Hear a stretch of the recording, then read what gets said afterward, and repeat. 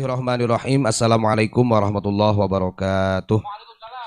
Hamdan syukran lillah nahmaduhu wa nasta'inuhu wa nastaghfiruh wa na'udzu billahi min syururi anfusina wa min sayyiati a'malina may yahdihillahu fala mudhillalah wa may yudlilhu fala hadiyalah. Amma ba'd. Hadratul kiram, para alim, para ulama, sesepuh bini sepuh, wabil khusus Murabbi Ruhina Abu Yamamah Ghufran Al-Bantani beserta keluarga dan seluruh jamaah yang mudah-mudahan kita semua mendapat ampunan dari Allah Subhanahu wa taala. Amin Allahumma amin. Alhamdulillah pada malam hari ini dan kesempatan malam hari ini tadi kita sama-sama mendengarkan apa yang disampaikan oleh Al Ustadz Abdul Mujib dengan sangat tegas. Nah, ini biasanya asumsi masyarakat ini kalau memahaminya dengan otak yang kiri, nah itu jadi salah paham. Jadi ada timbul seakan-akan kita ini mempunyai jiwa yang arogansi, kita benci dan begitu. Ini sangat salah. Jadi perlu difahamkan yang disampaikan oleh Al Ustadz Abdul Mujib ini adalah upaya mengkanter dari doktrin-doktrin yang sekian lamanya, doktrin-doktrin yang sudah ratusan tahun oleh kelompok mereka, baik itu secara disengaja ataupun tidak disengaja. Yang jelasnya memang ini ada desain, ada desain yang memang untuk mengedepankan daripada kabilah-kabilah mereka. Maka kita sebagai warga masyarakat Indonesia, sebagai orang-orang Nusantara yang sadar akan itu, sangatlah wajar kalau kemudian kita melakukan perlawanan mindset, perlawanan pemikiran. Karena kita juga tahu dulu Bung Karno juga sudah menyampaikan kita menjadi orang Islam ini jangan jadi Arab. Artinya kalau Islamnya di Nusantara ini punya ciri khas, punya karakter tersendiri dengan adanya Nahdlatul Tsaqafah dan Nahdlatul Hadarah. Nah, ini kalau orang-orang Nahdiyin tentunya paham.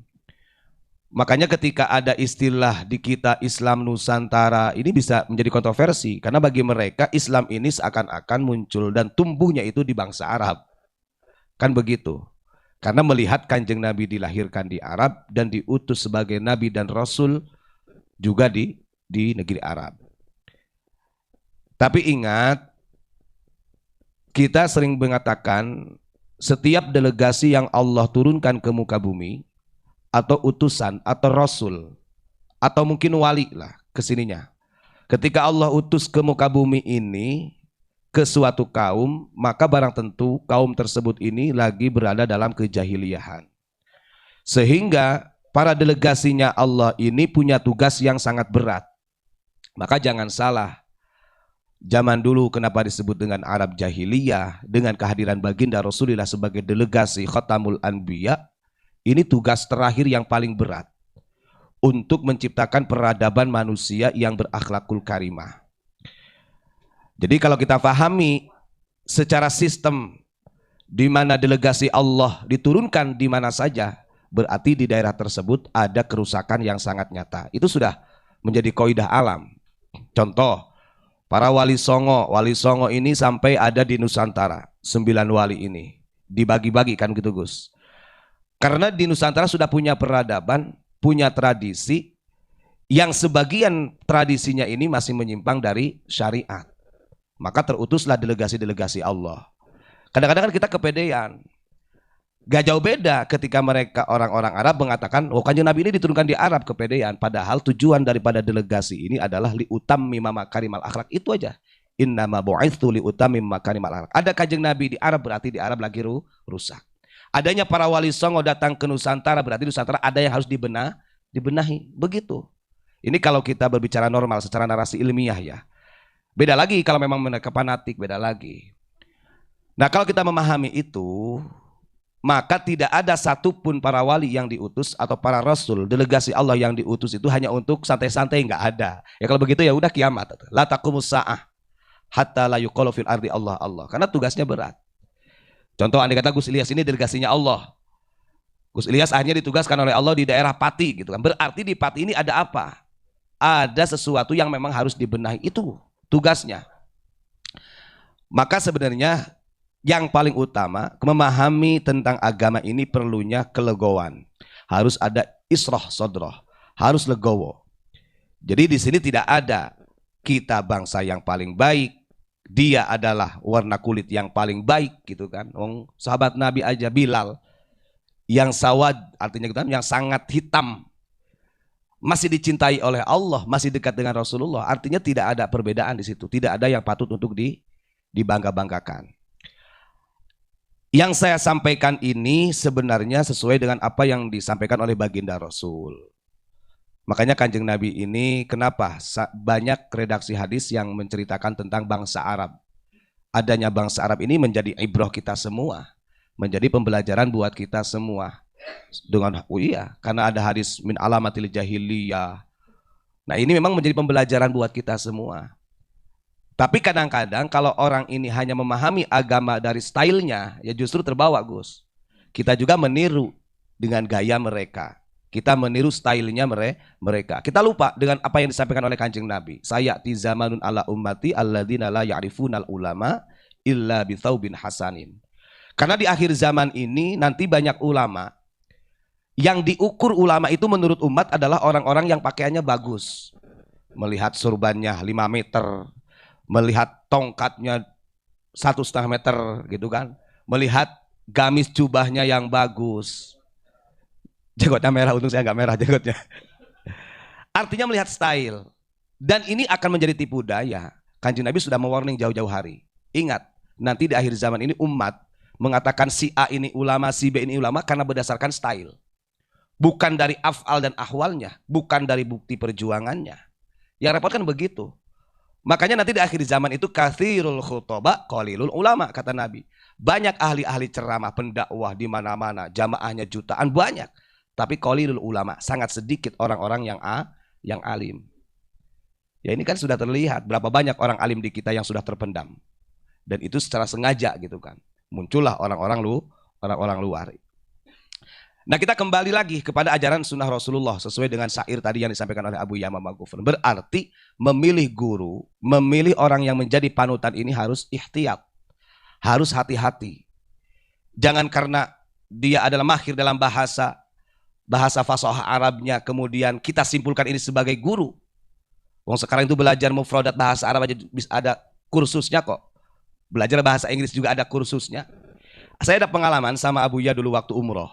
Waktu 9 orang sama Abuya itu umroh mau mentasihan kitab Samawi ya.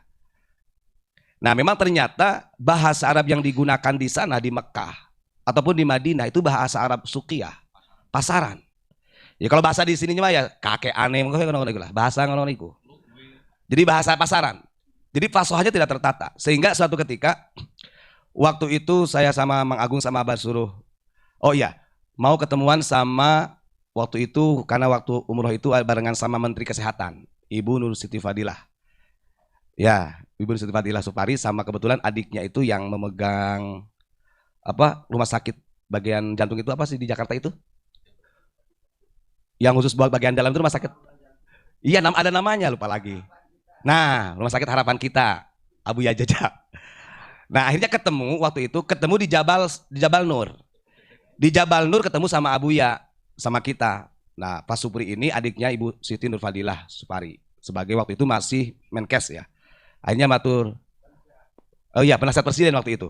Abah, oh nanti ditunggu sama ibu ya karena di hotel gitu kan. Ceritanya begitu. Nah akhirnya waktu itu memang ya, namanya orang kaya ya. Kita mah hotelnya aja di pinggiran, itu mah hotelnya Hotel Grand Zamzam. Di depan, persis di depannya Ka'bah. Itu tingginya Masya Allah.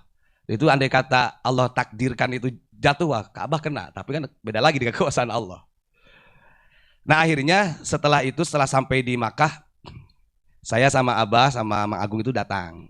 Mau nemuin Ibu Siti Fadilah. Waktu itu saya nanya dengan salah satu ya penjaga hotel. Jadi ngobrol-ngobrol. Nah ketika saya mencoba berkomunikasi dengan semampunya bahasa Arab, itu mereka takjub. Artinya bagi mereka, makanya jangan salah, kenapa orang Indonesia ini kok kalau di Timur Tengah bisa jadi rektor, bahkan jadi rektornya Al-Azhar, jadi mufti di Hijaz. Karena dalam fasihah bahasanya juga bagus. Karena terbiasa ngaji kitab kuning gitu. Ngaji kitab kuning di pesantren begitu kan. Ini cerita. Sehingga mereka menyimpulkan Nah, karena memang jadi kalau orang-orang sana itu kalau bahasa kita ya, andai kata mau pukul, ya doroba bahasanya. Dorob. Kalau kita kan beda, bagaimana untuk menempatkan fiil madi, fiil amar, kan itu kalau kita belajar seperti itu. Di sana ya dorob gitu. Berarti gini Ustaz Tobat ya. Dalam hal keilmuan, karena ini kan tujuan kita edukasi kepada masyarakat ya. Monggo. Berarti dalam hal keilmuan dari sejak dulu itu ulama Nusantara atau kiai-kiai itu kealiman, contohnya dalam hal ilmu nahwu shorof saja sudah diakui dunia ya. Itu jelas ya? Oh jelas. Bahkan dari salah satu penjaga itu kan, min aina anta? Indonesia saya bilang. Nah akhirnya dia ngomong, nah ini kata bahasanya begini, al-muhawarah, gitu, al-muhawarah atau percakapan seperti ini gitu bahasanya. Itu biasanya digunakan oleh para masyayikh. Jadi para masyayikh syekh-syekh besar yang ada di sana. Jadi santri yang di Nusantara kalau dia ngomong bahasa Arab di sana bagi mereka itu seperti syekh-syekh. Makanya jadi para kayak artinya ulama-ulama yang memang di sana dijadikan ulama besar lah. Itu baru bahasa Arabnya muhadharahnya atau muhadatsanya seperti kita gitu. Tidak menggunakan bahasa alamiah lagi, sufiah lagi itu kan. Karena waktu itu ya ditugaskan sama Abah itu kan yang bagian bahasa Inggris Mang Agung kebetulan. Mang Agung kan lumayan bahasa Inggrisnya. Ya sebenarnya di situ ya memang kita diadu mental. Kita belajar nanya-nanya harga sama Abah nanya harga ini itu walaupun tidak punya uang waktu itu. Kan sama nu hadza. Gitu kan macam-macam nanya harga. Padahal anak miskin, bin zumratil masakin. Nanya kam sama nu hadza, berapa harga ini gitu kan. Nah, ternyata memang walaupun kemampuan kita sedikit sebenarnya, kalau interaksi dengan mereka tetap akan menjadi suatu takjub. Menjadi gumunnya orang-orang Arab sana.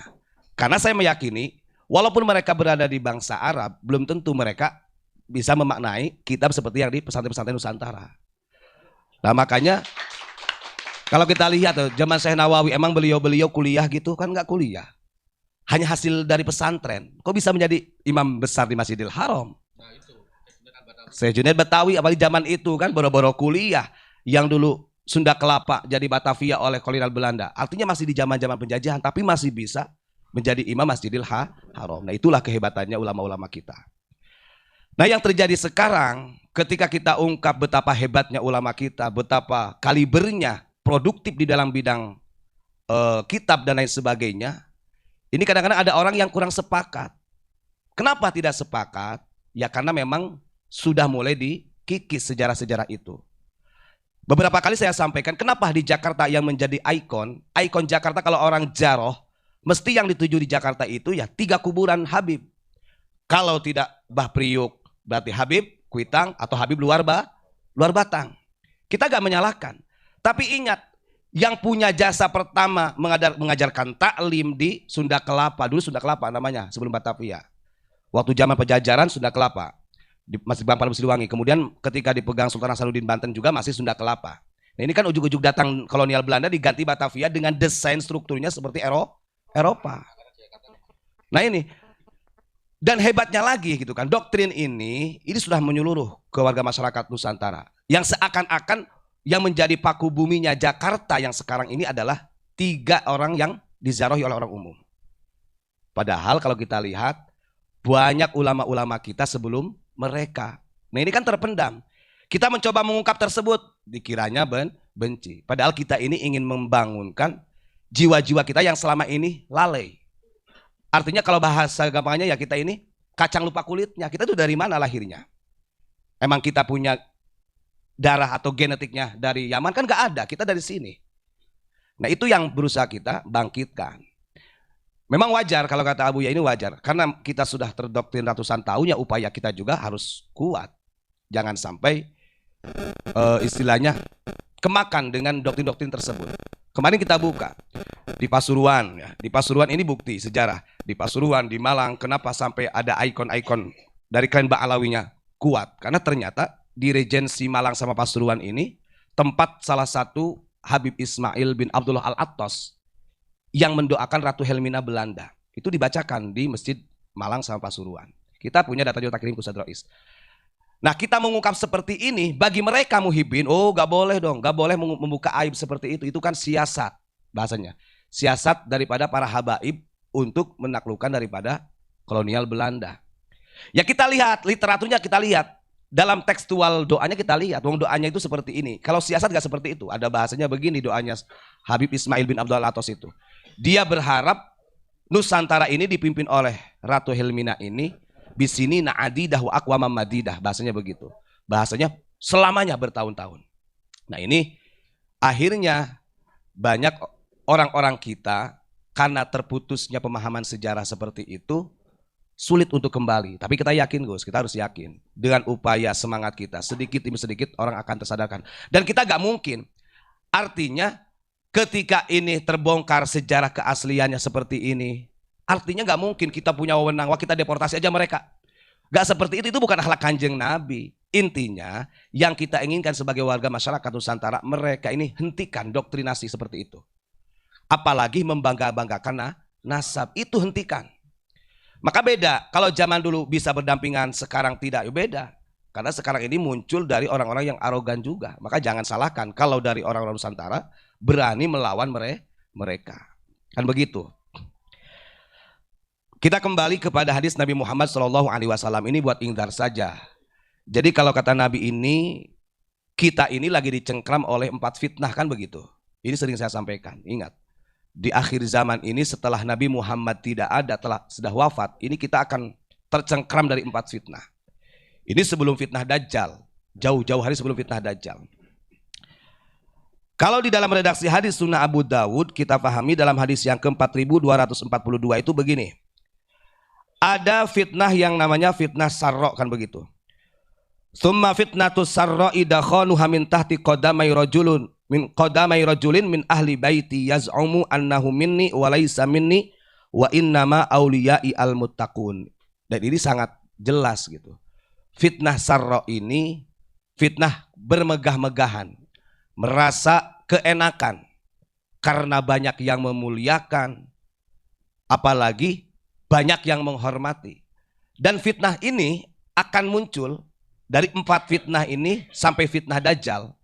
Ini munculnya ini min tahti dakhanuha min tahti qadamai rajulin min ahli baiti. Kanjeng Nabi sudah mengatakan, asap fitnah ini akan munculnya dari ahlil baitku, dari duriyahku, kata Nabi. Yaz'umu annahu minni, yang mana mereka mengira bahwa dirinya adalah bagian daripada keluarga Kanjeng Nabi.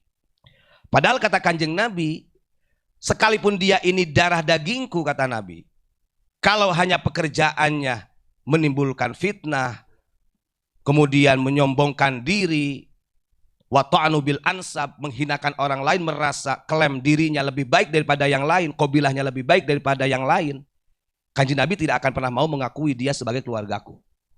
Ini jelas di dalam Sunnah Abu Dawud.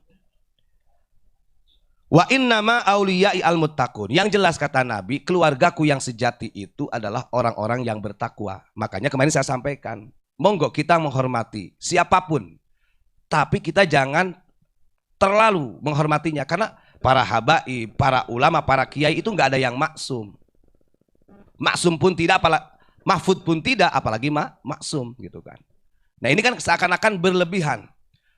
Bahkan kita bisa lihat dalam karakter orang kita, cara orang kita menghormati dari para habaib, menghormati ulama sudah beda. Kita lihat dari gesturnya saja ini melebih-lebihkan. Padahal kita tahu tidak ada orang yang maksum selain Nabi dan Rasul. Makanya ada istilah sekarang, ada doktrin kewalat. Kalau sampai bahkan ada juga bahasa kalau tidak ada habaib di Indonesia kiamat. Nah ini kan itu doktrin. Padahal Kanjeng Nabi itu ditanya kiamat itu juga ngerti. Wallahu alam. Kalau tanda-tanda kiamat sudah tahu Kanjeng Nabi. Ini berani mengatakan fatwa kalau tidak ada habaib di Indonesia, hancur Indonesia. Artinya ini bahasa-bahasa doktrin. Nah seharusnya kalau orang itu memahami bahwa ini adalah doktrin, kita harus mulai sadar. Bukan berarti kita sadar itu harus membenci, tidak. Rasa hormat kita ini jangan berlebihan, karena sesuatu yang berlebihan itu akan menjadi bahaya. Innallaha la yuhibbul musrifin. Allah tidak menyukai perkara yang berlebihan. Nah itu ya, jadi saya himbau kepada seluruh jamaah, di sini Abu Yamamah Gufron tidak mengajarkan kebencian. Itu asumsi masyarakat. Mendefinisikannya begitu, ya terserah. Kalau kelompok mereka mendefinisikannya pondok unik ini rasis, mendefinisikan pondok unik ini pembenci habaib, terserah. Itu kan hanya sekedar definisi kok. Definisi ini dalam bahasa Indonesia macam-macam. Kita juga bisa mendefinisikan. Kan begitu. Karena urusan masalah benci ataupun tidak gak bisa diukur dari lisan. Itu ada di dalam kolbu. Ada di dalam kolbu kita. Maka kalau bagi para netizen yang sampai dini hari, bahkan kita pernah disebutkan ya Wahabi mah, disebut Syiah juga ada tuh. Ya logikanya kalau kita ini Wahabi, kenapa kita bongkar kitab-kitab yang dirubah Wahabi? Sementara dia yang mengaku bukan Wahabi gak mau membongkar kitab-kitab yang dibuka Wahabi kok. Kita ini dituding Wahabi, sementara oleh Abu Ya suruh membongkar kitab-kitab yang dirubah oleh Wahabi. Coba, berarti yang Wahabi yang sebenarnya siapa? Kan begitu. Kita dikatakan Syiah gitu kan. Kita berbicara yang melegalitaskan nikah mut'ah di Bogor itu siapa gitu kan. Di Puncak Bogor ya Kang Jajak ya. Nah ini kan kita nggak ada yang tahu gitu loh. Nah itu mendefinisikan seperti itu tidak masalah. Dan ingat, ketika ada orang juga mengatakan begini, wah ini katanya Abu Ya Gufron mah wali dobol kan begitu. Saya kembalikan, sejak kapan Abu Ya Gufron mengatakan dirinya wali? Wong beliau nggak pernah mengproklamirkan saya ini wali. Berarti kan dia mendefinisikan sendiri tentang wali gitu. Padahal kita tahu ma'rifatul wali ini as'abu mi ma'rifatillah. Mengetahui wali ini lebih sulit daripada mengetahui Allah. Kan begitu. Kalau begitu berarti dia wali dong. Sudah bisa mengatakan bahwa si A ini wali. Oh ini wali dobol, ini wali anu. Padahal coba cek. Dari seluruh media sosial dari awal sampai sekarang Abu Ya Gufron nggak pernah mengatakan saya ini wali. Ini kan asumsi.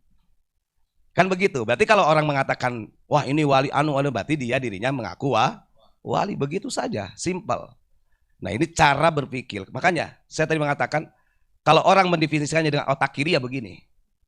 Karena manusia ini kan punya otak 100%, tapi yang berfungsi selama ini cuma 25%. Nah kalau yang difungsikan 25% ya jadinya seperti ini. Gitu kan. Kemarin saya diajari sama Bapak TNI. Cara penyeimbangan otak kanan otak kiri. Nah begitu ya. Jadi saya sampaikan wabil khusus kepada Muhyiddin Abu Ya Gufron. Makanya Abu Ya ngomong, nggak usah dilayanin, biarin saja. Orang yang mau hujat saya di media di TikTok biarin saja. Karena kalau toh Abu Ya ini wali nih, ngapunten, kalau benar-benar Abah ini wali, ya dengan ocehan mereka, fitnahnya mereka, hujatan mereka, nggak akan menggugurkan kewalian kok. Itu prinsip kita sebagai Muhyiddin yang harus bijak. Justru kalau kita melawan mereka dengan arogan, kita yang salah. Nanti mereka berpikir begini, wah katanya didikannya tasawuf, tapi kita sendiri tidak bisa berakhlakul karimah, melambangkan akhlakul karimah kepada orang lain. Justru para guru yang jadi jelek. Makanya beberapa orang yang pernah melawan dari media sosial, sempat saya sampaikan gak boleh gitu. Kita ini bukan gak berani melawan mereka, justru dengan diamnya kita ini menunjukkan akhlakul karimah. Itu didikannya Abu Ya begitu. Bukan seakan-akan wah tak patah nih kon. Begitu bukan ajaran tasawuf kan begitu. Mau orang mengatakan wali wali B, C, D macam-macam lah itu biarin. Dan kalau toh wali gitu, kalau toh benar wali ya nggak akan gugur. Oh Kanjeng Nabi pangkat Nabi maksud aja disebut orang gila kok. Muhammad ini tukang sihir. Muhammad ini buta huruf, bukan nabi, kan begitu.